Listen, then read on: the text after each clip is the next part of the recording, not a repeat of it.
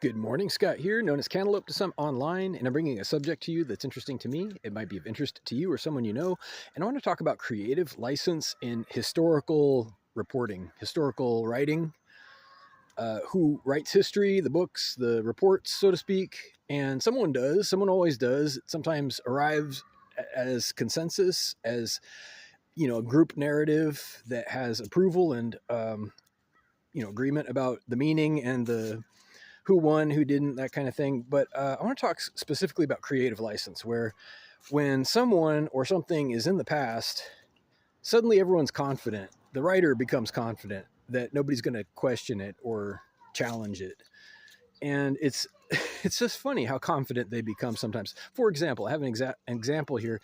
I just saw a report about an ancient Egyptian artifact that was discovered, had a picture of it, and it's an ornamental like hilt to they think maybe a whip or something. They're not entirely sure. They admitted, but it's they are sure what the meaning is. It's a lion's head grasping in its jaws the head of presumably a servant or a native or a person, a human being in any case. And the report was, without any kind of uncertainty as to the meaning. It said, well, it was because the civilization to the south of where this was found was resource rich, and it was meant to intimidate and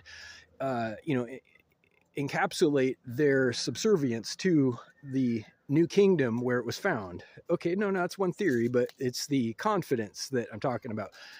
It could mean many things, and that just the fact that they're not qualifying their analysis with perhaps we're not correct about this. It's almost like the subtext is actually, what are you going to say otherwise? We're the ones who dug it up. Okay, well, be that as it may. My point is that it's speculation. For a second example, and this is kind of a funnier, more recent example,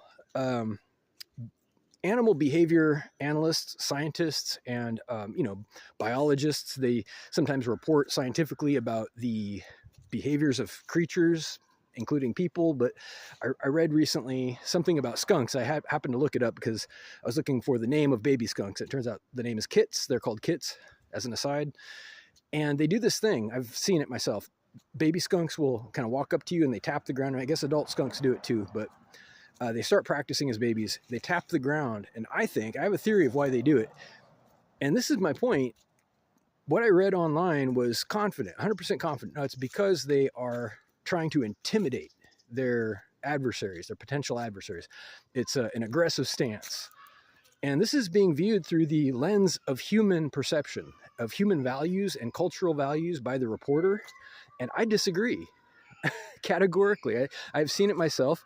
And I think that this behavior, for example, in skunks is it's an exploratory behavior.